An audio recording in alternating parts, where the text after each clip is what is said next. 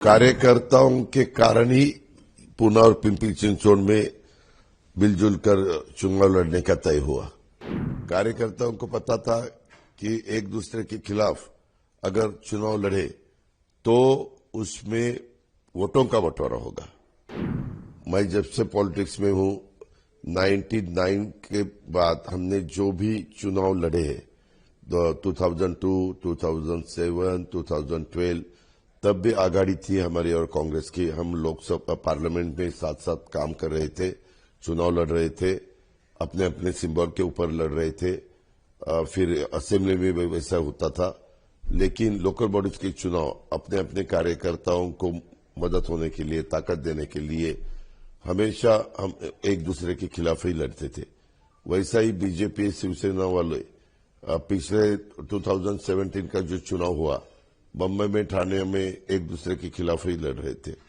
तो इसमें बहुत कुछ ऐसा अलग हो रहा है, ऐसा समझने की कोई जरूरत नहीं है। लेकिन शायद आप मीडिया वाले अभी बहुत वे अलग अलग चैनल्स के माध्यम से काम करते हैं, तो उनको थोड़ा बहुत आश्चर्य होता होगा, ऐसा मेरा कहना है।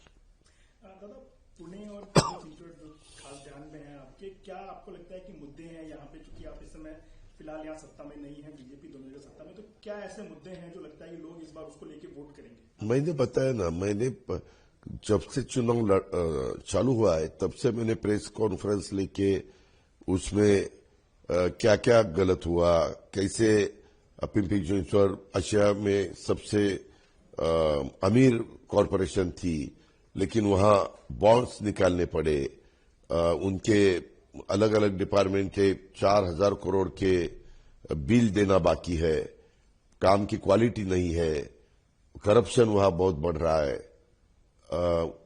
उसके एग्जाम्पल मैंने दिए कि 70 लाख का ब्रिज 7 करोड़ तक लेके गए, पेड़ गिनने के लिए एक भी पेड़ नहीं गिना और 7 करोड़ रुपए उसमें भी निकाले। 120 करोड़ के सॉफ्टवेयर, 12 करोड़ के सॉफ्टवेयर थे, 120 करोड़ तक लेके गए। ऐसे बहुत से गलत काम वहां हुए। या पूना में भी पानी बिल्कुल नहीं है, इतने लोगों को पानी पूना में, पिंपरी चिंचवड़ में नहीं मिलता। 22 टीएमसी पानी पूना में देते हैं और पानी लोगों को मिलता नहीं। टैंकर माफिया है। यहाँ ये कोयता गैंग, ये जो मेजर ये नहीं है, बच्चे वो माइनॉरिटी के बच्चे, माइनर एज के बच्चे अलग काम करते हैं, ऐसा झगड़ा करते हैं, 2 व्हीलर व्हीकल्स जलाते हैं, 4 व्हीलर व्हीकल्स के कांच तोड़ देते हैं, बहुत कुछ होता है। और जिस काम में पहला ध्यान देना चाहिए, एक तो रोज पानी देना चाहिए लोगों को, दूसरा साफ सफाई होनी चाहिए, रोज एकदम क्लीन सिटी दिखनी चाहिए, तीसरा पोल्यूशन बहुत बढ़ रहा है, उसके बारे में डिसीजन लेना चाहिए। हाईटेक हॉस्पिटल खड़ी करना, या पहले जो हॉस्पिटल है उसमें हाईटेक नए जो भी अलग अलग उसमें मशीन्स आते हैं वो वहां बिठाना, MRI हो या सिटी स्कैन हो या अलग बहुत कुछ है उसमें। कैंसर हॉस्पिटल, उसमें कैंसर का भी प्रावधान करना पड़ना चाहिए, लेकिन उन्होंने किसी ने ध्यान नहीं दिया। जिसको पैसा खर्चा करना चाहिए वहां पैसा नहीं खर्चा किया, और जिसके खर्चा करने की जरूरत नहीं थी, रिंग करते हैं। टेंडर निकालने के वक्त आपको टेंडर देना है तो आपको ऐसे नॉर्म्स डालेंगे कि आपको ही टेंडर मिलना चाहिए, दूसरे को नहीं मिलना चाहिए, प्री क्वालिफिकेशन आपका ही होना चाहिए। ऐसे बहुत कुछ हुआ है, बहुत यानी बहुत कुछ हुआ। अजय जी, आप बात कर रहे हैं कि जिस तरीके से दुर्व्यवस्था है पीसीएमसी में, लॉ एंड ऑर्डर की आपने बात की, इंफ्रास्ट्रक्चर को लेकर जो हर्डल्स हैं उसकी आपने बात की, लेकिन सवाल फिर ये भी तो आता है कि सरकार में आप खुद मुख्यमंत्री हैं, जिस पार्टी की सत्ता है वो मुख्यमंत्री है, गृह मंत्रालय मुख्यमंत्री के पास है, आप स्वयं इस जिले के पालक मंत्री हैं, तो कुछ न कुछ जिम्मेदारी तो राज्य सरकार की तरफ भी आती है। तो सारी जिम्मेदारी सिर्फ लोकल स्तर पे महानगर पालिका को देकर के कैसे जनता को आश्वस्त कर पाएंगे कि आप बेहतर हैं और वो नहीं? मैंने कब कहा नहीं है। मैंने गार्डियन मिनिस्टर के नाते हर साल कुछ करोड़ के व्हीकल्स, उनको जो भी इंफ्रास्ट्रक्चर चाहिए पुलिस डिपार्टमेंट को, या अभी ड्रोन ऊपर, उसको तो परमिशन नहीं रहती है, वो गिराने के लिए एयरगन हो या जो भी हो, वो लेने के लिए, व्हीकल्स लेने के लिए, मोटर बाइक लेने के लिए, वॉकी टॉकी लेने के लिए, सीसीटीवी कैमरे बिठाने के लिए, जो उनको चाहिए वो देने की नए पुलिस स्टेशन हमने कैबिनेट में मंजूर किए, पुलिस चौकी मंजूर किए। अभी दोनों सीपी कार्यालय पिंपरी चिंचवड, सीपी कार्यालय पूना, उसका काम जोरों से चालू है। उनका रेसिडेंस का जो प्रॉब्लम है वो हमने हल किया है। अभी यहां पॉपुलेशन बढ़ा है, इसीलिए पुलिस स्टाफ ज्यादा होना चाहिए, उसके लिए सैंक्शन दिया है। हमने हमारा काम किया। सेंट्रल गवर्नमेंट जो भी मदद करना चाहती है, सेंट्रल गवर्नमेंट मदद करती है। मेट्रो के लिए 20% फंड्स देते हैं, हम 20% फंड्स डालते हैं। बाकी के रिंग रोड हो, नेशनल हाईवे हो, ये सब है काम, वो तो चालू है। उसके लिए दोनों गवर्नमेंट, सेंट्रल और स्टेट, दोनों भी मदद करते हैं। लेकिन वहां के जो स्थानिक लोग हैं वो ठीक तरह से ध्यान नहीं देते, यही तो मेरा कहना है। चुनाव पूरे प्रदेश भर में हो रहे हैं, 29 महानगर पालिका है, लेकिन सबसे ज्यादा चर्चा हो रही है मुंबई की और पुणे की, क्योंकि स्वाभाविक रूप से दो बड़े शहर हैं। लेकिन इसमें भी सबसे बड़ी चर्चा जिन चीजों की हो रही है वो परिवारों के मिलन की हो रही है। यहाँ पे पवार कुटुंब के लोग एक साथ आए हैं लंबे समय के बाद, और मुंबई में ठाकरे परिवार एक साथ आए हैं। कैसे देखते हैं आप अपना जो पारिवारिक मिलन है राजनीतिक तौर पर फिर से एक बार जो हुआ है, उसको कैसे देखते हैं? और मुंबई में जो ठाकरे परिवार साथ हैं उसको कैसे देखते हैं? बहुत अच्छी तरह से देखता हूं, अच्छा हो रहा है। लेकिन राजनीतिक मनमुटाव 2-2.5 साल से ज्यादा समय तक रहा, तो कार्यकर्ता कितने आश्वस्त हो पाएंगे आप साथ आ गए हैं और वो ट्रांसफर होने कार्यकर्ताओं के कारण ही पूना और पिंपरी चिंचवड में मिलजुल कर चुनाव लड़ने का तय हुआ। क्योंकि कार्यकर्ताओं को पता था कि एक दूसरे के खिलाफ अगर चुनाव लड़े तो उसमें वोटों का बंटवारा होगा, वो कम से कम नहीं होगा। कार्यकर्ता चुनाव जीतकर आना चाहते हैं। हमारा तो चुनाव हुआ लोकसभा और विधानसभा का। अभी उनको जो मन में आता है वो प्रपोजल उनके पास से आने के बाद हम बैठे, दोनों पार्टियों के कुछ लोग रास्ता निकालने की कोशिश की। पहले रास्ता नहीं निकाला, लेकिन फिर बाद में जो भी गलत कुछ स्टेट में ऐसी न्यूज चली कि अजित पवार बोल रहा है कि सिंबल घड़ी का ही लेना चाहिए, वो तो मैंने कभी कहा ही नहीं। क्या कहने का कारण है? कांग्रेस, राष्ट्रवादी कांग्रेस जब लड़ती थी तो अब अपना अपना सिंबल, बीजेपी शिवसेना लड़ती थी अपना अपना सिंबल। अभी भी हम पार्लियामेंट के लिए और असेंबली के लिए गए तो शिवसेना, बीजेपी और राष्ट्रवादी ने अपना अपना सिंबल लिया था। एक कुतूहल सबके मन में है, एक आश्चर्य सबके मन में कि बातचीत शुरू कैसे हुई? 2.5 साल तक एक पूरी तरह डेडलॉक था, कोई बातचीत नहीं हो पा रही थी। बातचीत शुरू कैसे हुई? प्रस्ताव कहां से आया? चर्चा कैसे आगे बढ़ी? बातचीत ऐसी शुरू हुई, मेरे कार्यकर्ता और सामने वाले एनसीपी के कार्यकर्ता दोनों को ऐसा लगा, उन्होंने उनके लीडरशिप को कहा, हमें हमारे पार्टी कार्यकर्ताओं को मुझे कहा कि अगर ऐसा किया तो ज्यादा बेहतर होगा।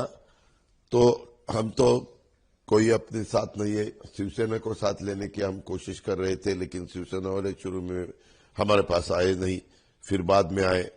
फिर तब समय निकल चुका था, फॉर्म भर दिए गए थे, तो भी 2 प्रभाग में हम पिंपरी चिंचवड में हमारे श्रीरंगप्पा बारने मेंबर ऑफ पार्लियामेंट थे, है शिवसेना के लीडर, तो उनके एरिया में हमने 2 प्रभाग में एडजस्टमेंट की है, हमारी युति हुई है। और ये होने का कारण कार्यकर्ता है। एनसीपी के दोनों धड़े इस बार चुनाव में साथ हैं, लेकिन कार्यकर्ता इससे आगे की तस्वीर भी देखना चाहते हैं, आश्वासन चाहते हैं कि आगे भी अब साथ रहेंगे। उस बारे में कोई क्लैरिटी है अभी तक?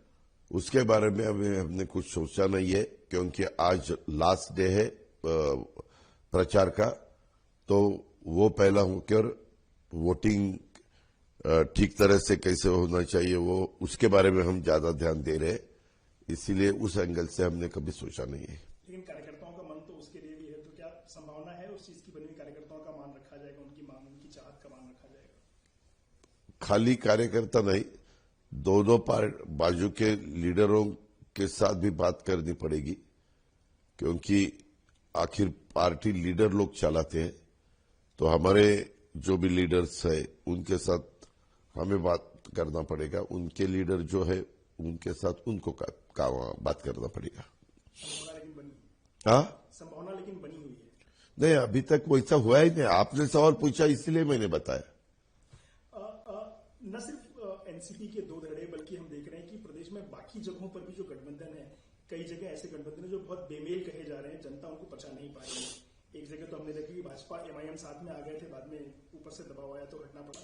एक जगह कांग्रेस और बीजेपी साथ में आ गए, कार्रवाई हुई, फिर कांग्रेस के नगर सेवक बीजेपी की तरफ चले गए। तो ये जो बेमेल गठबंधन हो रहा है, क्या सिर्फ राजनीतिक अवसरवादिता है? आपको लगता है कि कहीं ना कहीं राजनीति में जो बात कही जाती है कि no one is permanent friend और एनिमी, ये ज्यादा कारगर होता है आपको इस मामले में? आपने जो लास्ट में कहा वो ज्यादा कारगर रहता है, लगता है। लेकिन फिर भी एक सवाल तो उठता ही है कि जब नीति, सिद्धांत, इन बातों की चर्चा होती है तो भाजपा हो चाहे बाकी पार्टियां हो, सभी इनकी चर्चा करती हैं, लेकिन जब व्यवहारिक रूप से उसको इस्तेमाल करने या उसको धरातल पर लाने की बात आती तो कहीं ना कहीं राजनीतिक महत्वाकांक्षा उस पर भारी पड़ जाती है। अभी लोगों ने इसके बारे में सोचना चाहिए कि ये ऐसा हो रहा है, तो उसमें अभी लोग ही तय करेंगे कि किसको सपोर्ट करना चाहिए, किसको नहीं करना चाहिए। आखिर वो कौन सा बटन दबाते उसके ऊपर ही आगे का चलेगा। लेकिन आप बोल रहे हैं वो सही है रणजीत सिंह जी, ये बहुत यानी जो हो रहा है वो अच्छा नहीं हो रहा है। पहले कभी ऐसा नहीं होता था, महाराष्ट्र में तो नहीं होता था। कल हमने एक नगर परिषद के चुनाव में जो घमासान देखा ठाणे जिले में, उसमें कहीं ना कहीं एनसीपी की भी भूमिका थी। भाजपा अपना एक अलग दांव खेल रही थी, लेकिन शिवसेना और एनसीपी एक साथ आए और भाजपा का दांव पलट दिया। उसके बाद मारामारी की नौबत भी रही, घमासान रहा। एक और महायुति की रैली होने जा रही थी मुंबई में और दोपहर में दोनों पार्टी के कार्यकर्ता आपस में भिड़े हुए थे एक नगर परिषद को लेकर के। तो ये जो तस्वीरें हैं, बाकी जो इलेक्शंस होने वाले हैं महानगर पालिका की, उस पर कहीं ना कहीं तस्वीरें इफेक्ट करेंगी आपके अलायंस को भी, इंडिविजुअल पार्टीज को भी और उनके कैंडिडेट्स को भी?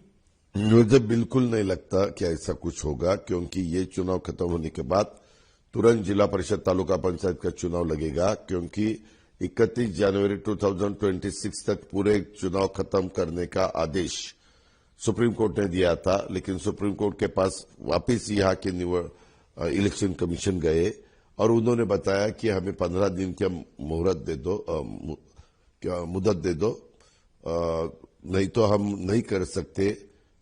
तो फिर उन्होंने देखा, फिर उन्होंने बताया ठीक है 15 फरवरी तक खत्म करो। अभी 15 फरवरी तक ये चुनाव खत्म हो जाएगा, लोकल बॉडीज के पूरे चुनाव, जिसमें 50% तक ही रिजर्वेशन है। जिसमें ज्यादा है वो तो जब कम करेंगे तब हो जाएगा। लेकिन आपको मैं बताता हूं, आगे 3.5 साल चुनाव ही नहीं है, तो इसीलिए 3.5 साल तो काम करना पड़ेगा। अपने यहाँ के लोगों की मेमोरी बहुत शॉर्ट रहती है, तो वो भी भूल जाएंगे और पार्लियामेंट के चुनाव के वक्त हम सब एक होके लड़ेंगे। अंबरनाथ में जो हुआ उसके बारे में सबको थोड़ा सा ऐसा जानने की इच्छा है कि अंबरनाथ में जो हुआ उसके पीछे क्या करना था? एनसीपी ने फैसला क्यों लिया कि भाजपा का दांव पलटने के लिए शिवसेना का साथ दिया? वहां के लोकल पॉलिटिक्स वहां कैसा रहता है उसके ऊपर ही चलता है, क्योंकि ये वहां सिटी के ऊपर वो चुनाव चलता है, उसमें स्टेट का, सेंट्रल का कुछ लेना देना नहीं रहता। आपके और भाजपा के बीच में, खास करके मुख्यमंत्री देवेंद्र फडणवीस जी के बीच में काफी अच्छे संबंध और काफी अच्छी कम्युनिकेशन और ट्यूनिंग मानी जाती है, लेकिन फिर भी अंबरनाथ में जो कुछ भी हुआ उसने भाजपा को आश्चर्य में डाला।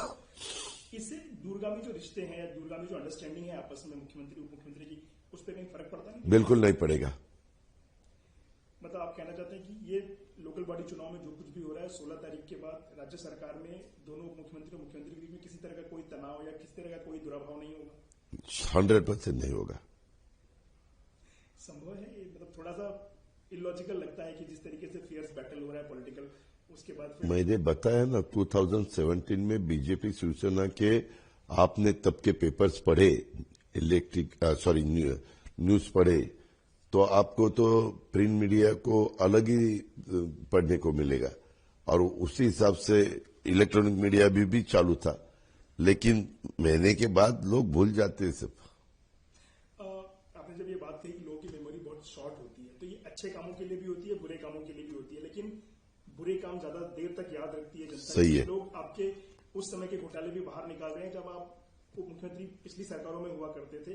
उन आरोपों को भले ही कोर्ट ने नकार दिया, लेकिन आज भी एक राजनीतिक परसेप्शन आपके साथ जुड़ गया है, तो लोगों की मेमोरी इतनी भी शॉर्ट नहीं है, खास करके अगर आपकी छवि किसी मामले में नहीं, खराब हुई है। लोगों की है।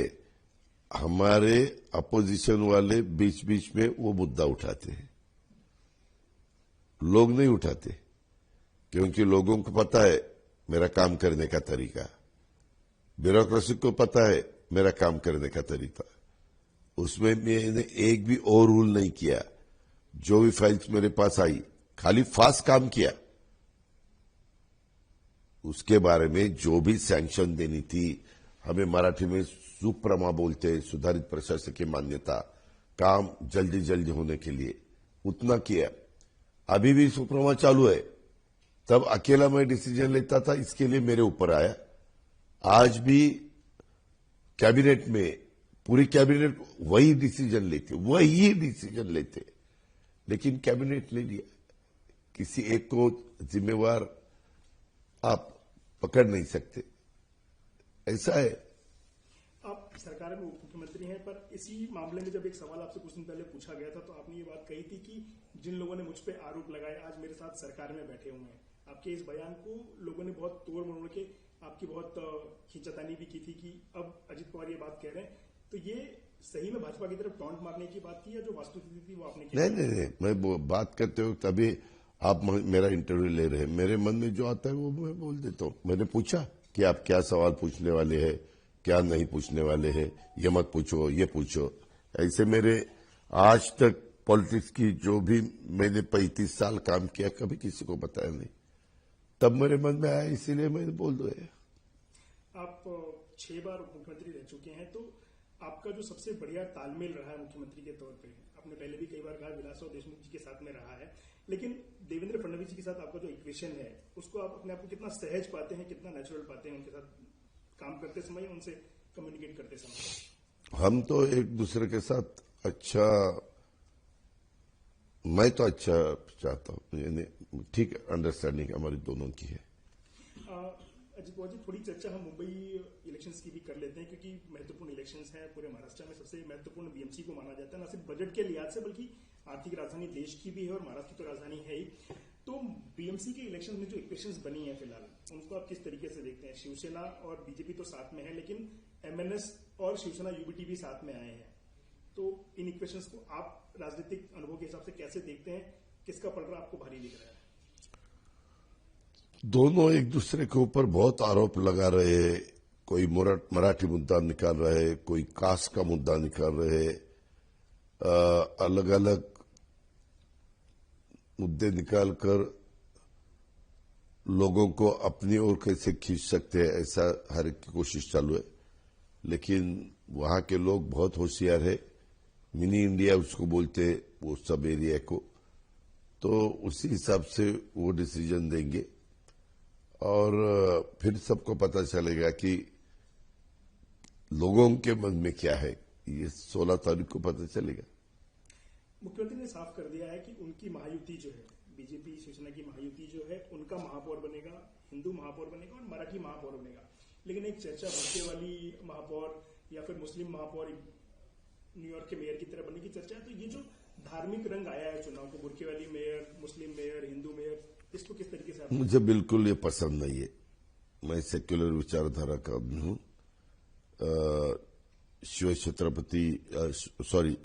शिव शाहू फुले अम्बेडकर की विचारधारा ऐसे हमें नहीं सिखाती, ऐसे कभी उन्होंने किया नहीं। तो मेरा ये कहना है कि अपना देश इतना बड़ा है, जो भी यहाँ देश में रहते वो सब भारतीय है। खाली मेरा इतना ही कहना है कि अगर जो भी अपने देश के खिलाफ, देश द्रोही कर रहा होगा तो उसके ऊपर एक्शन लेके उसको फांसी ही देनी चाहिए, बाकी कुछ नहीं। ऐसा ही नया कानून बनाना चाहिए और सभी को अपना अपना काम दिखाने का, काम करने का मौका मिलता है। संविधान ने वही बताया, डॉक्टर बाबा साहब अम्बेडकर जी ने संविधान में वही बताया अपने को, और जो अपना घटना है उन्होंने भी वही बताया घटना में। आपने बहुत करीब से मुंबई का प्रशासन और महाराष्ट्र का प्रशासन देखा है सालों से, लेकिन अब भाजपा की ओर से आरोप यह लगाया जा रहा है कि सिस्टमेटिक डेमोग्राफिक चेंज करने की कोशिश की जा रही है मुंबई में और महाराष्ट्र की कुछ और जगहों पे, जहां इलीगल बांग्लादेशी और रोहिंग्या उसको लाके बसाया जा रहा है सिर्फ वोट बैंक के नाते। तो ये डेमोग्राफिक चेंज और खास करके इंटेंशनल सिस्टमेटिक डेमोग्राफिक चेंज का जो आरोप भाजपा लगा रही है, आपको लगता है कि वो सही है? अगर किसी के मन में अगर वो आएगा तो चेक करना चाहिए, क्योंकि बांग्लादेश में अभी अपने जो लोग हैं वहां उनको कितनी तकलीफ है वो हम सुनने की हमने सबने सुना है। ये गलत है ना। सभी ने पीसफुल वहां के सब सिचुएशन होनी चाहिए, ऐसा मेरा सच कहना है।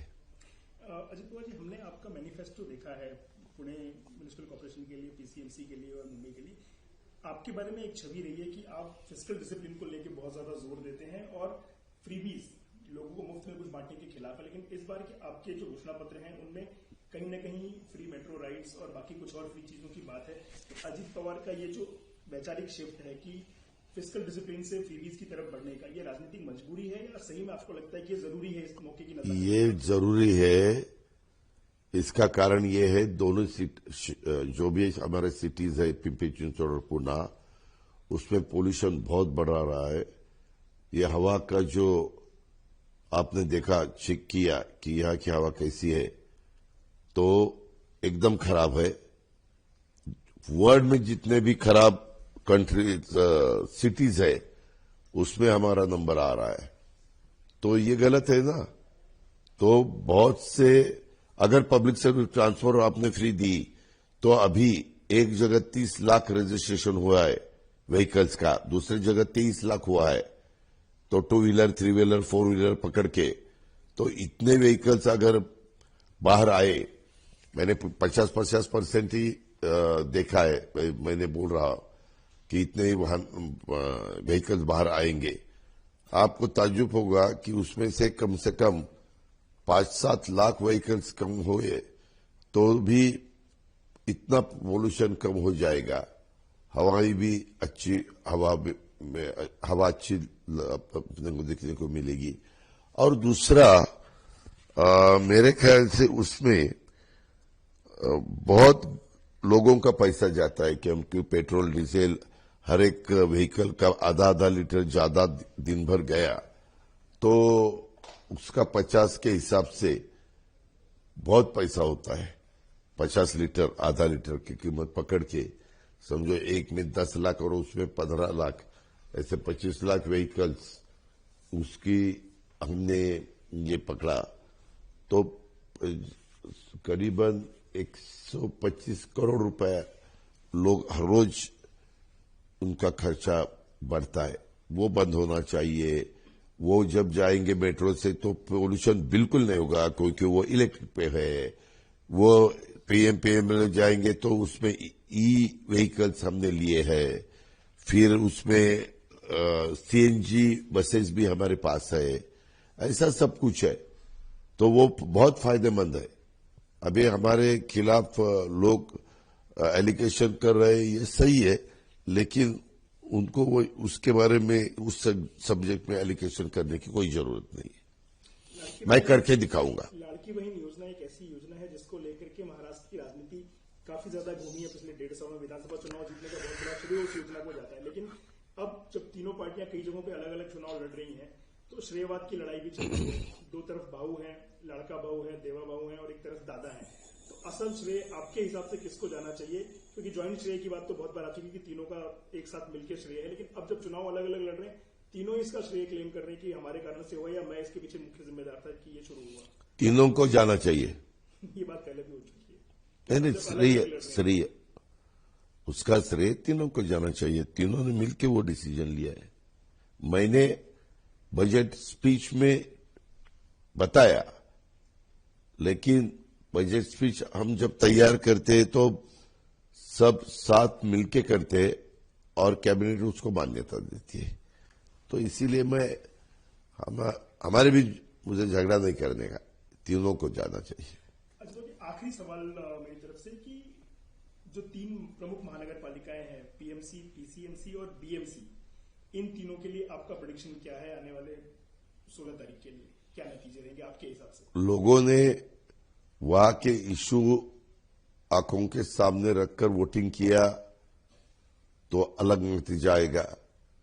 और ये 2 दिन में जो भी चालू है सभी सिटी में, आप अगर जरा मालूमात कीजिए, इतना ऐसा इलेक्शन मैंने कभी जिंदगी में नहीं देखा।